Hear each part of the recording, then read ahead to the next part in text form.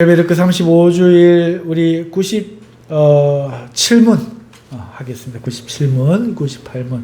먼저 97문 같이 질문을 읽겠어요. 그렇다면 어떤 형상도 만들면 안 됩니까? 자, 이 계명이 뭐죠? 하늘에 있는 것이든지 하늘 아래 땅 위에 있는 것이든지 땅 아래 물속에 있는 그 어떤 것이라도 만들지 말고 절하지 말고 너를 위하여 새기지 말라 하는 명령하셨죠?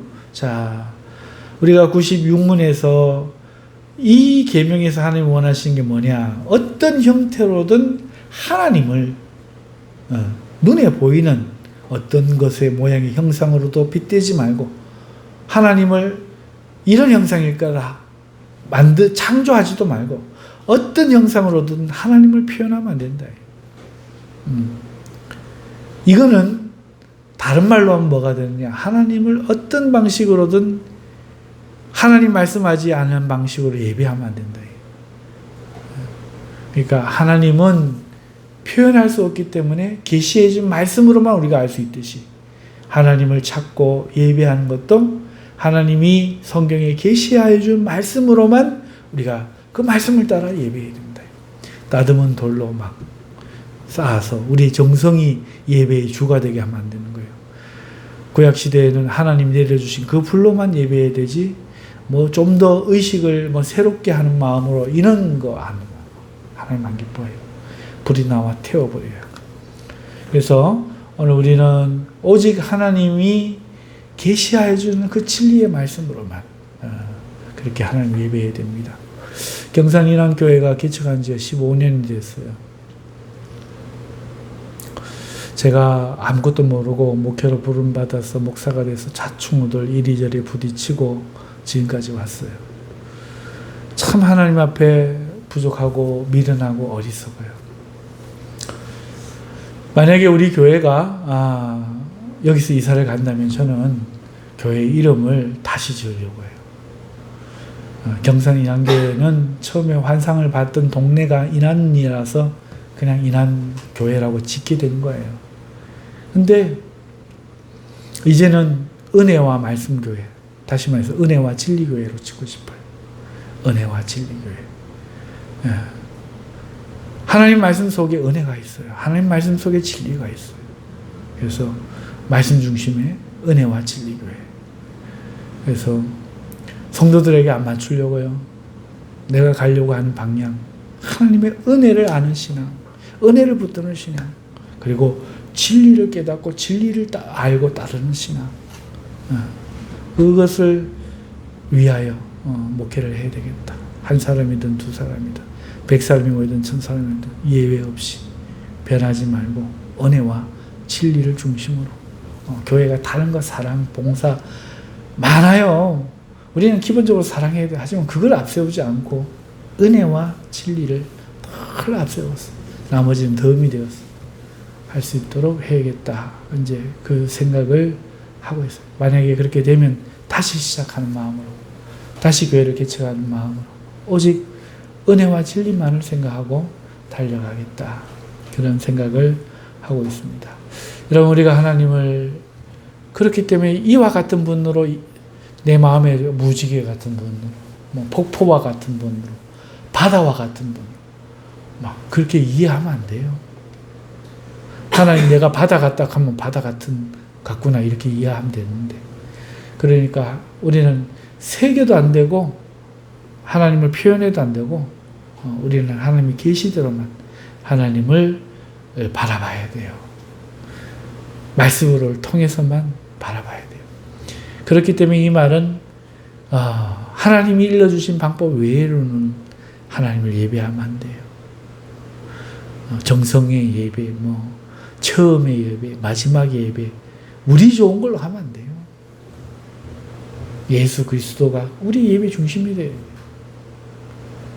내가 정성이 막 중심이 되고 오늘 주수감사주의니까 주수한 게 중심이 되고 그러면 안 되고, 그런 주수에도 우리가 예배하고 정성도 있어야 되겠지만 내가 예배의 중심은 예수 그리스도의 십자가와 그 희생, 거기에 나타난 하나님의 사랑, 이걸 가지고 이걸 통해서 하나님 앞에 예배해야 되는 거죠. 그래서 하나님이 말씀하신 회개와 예수 그리스도를 통한 구원, 이 하나님 앞에 드려지는 믿음의 이 예배, 은혜를 하는 예배지 내 헌금을 올리는 예배. 그러면 안 돼요. 내가 찬송을 뜨겁게 부르고 해야 되지만 하나님의 은혜를 찬양하는 도구여야 되지. 찬양이 그 은혜보다도 높아서 이렇게 찬양을 이만큼 내가 열심히 뜨겁게 합니다. 이런 열정이 되면 안 돼요. 열정이 있고 뜨겁게 당연히 해야겠지만 그거는 그 은혜 때문에, 그 은혜가 높기 때문에, 그 은혜가 크기 때문에, 그 은혜가 놀랍기 때문에, 이런 은혜를 받을 자격이 없는 나이기 때문에 너무 감사해서 찬양을 목이 터져라 부를 수 있을지언정 내 찬양이 막 주가 되는 순간 우상이 되는 거예요. 내가 기도하는 사람이고, 나는 막 기도가 좋아. 막 3시간, 4시간, 너희들 기도해야 된다. 그럼 다 죽는다. 하나님도 어디 가고 막 기도만 기도 운동만 하고 막. 그럼 그 기도가 우상되는 거예요. 하나님도 모르면서 막 성경만 달달달 외워하고 막 시편 막 150편을 다 외우고 있고 막 그거 자랑하고 다니고 가만 보면 하나님은 없습니다. 이 성경이 우상이 되는 거예요. 성경은 하나님을 보여주는 거여야 되지. 기도는 하나님을 찾는 것이어야 되지. 하나님 주가 되어야 되는데 성경도 기도도 설교도 전도도 그게 주가 돼버리면 다 망하는 거예요. 막 전도 막 팀 만들어갖고 막 우리 전도팀 그거 안 돼요. 하나님 그만두라고 뭐 오늘이라도 흐틀 마음으로 막 연연하지 말고 막 이거 중심으로 막 하지 말고 오직 하나님 나타나는 그 중심이 우리가 되어야 되는 거예요. 자, 그게 이계명의 뜻이란 말이에요. 좀 폭넓은 뜻. 하나님께서 원하시는 것은 어떤 형태로든 하나님을 표현하지 말고 또 하나님이 말씀이 명하지 않은 다른 방식으로는 예배하지 않는 것입니다. 자, 그렇다면 오늘 97문에서는 어떤 형상도 만들면 안 됩니까? 대답은 어떻습니까? 같이 읽겠습니다. 하나님은 어떤 형태로든 형상으로 표현될 수 없고 표현해서도 안 됩니다. 여기까지. 하나님은 어떤 형태로든 태양으로 표시해도 안 돼요. 달로 표시해도 안 돼요. 응? 하나님은 저 태양과 같을 거야. 그러면 안 돼요. 응. 만들면 안 됩니다. 그 다음에 피조물은 형상으로 표현할 수 있으나 그것에 경배하기 위해 또는 하나님께 예배하는 데 사용하기 위해 형상을 만들거나 소유하는 일은 금하셨습니다. 자, 좀 구체적으로 들어가는 거죠. 여러분, 우리가 그림을 그려요. 그림을 그려요. 그림을 그릴 때 그 있는 자연을 그대로 이렇게 그림을 그리기 위해서 그릴 수 있어요. 하지만 그런 사람은 없어요. 그럴 것 같으면 사진을 찍죠. 그죠? 그림을 그릴 때 그 색깔을 통해서 그리고 그 선택한 구조를 통해서 느낌을 통해서 질감을 통해서 여러분 우리는 내 마음에 그 어떤 걸 표현해요. 마찬가지로 어떤 것들을 만들어요. 예술로 만들 수 있어요.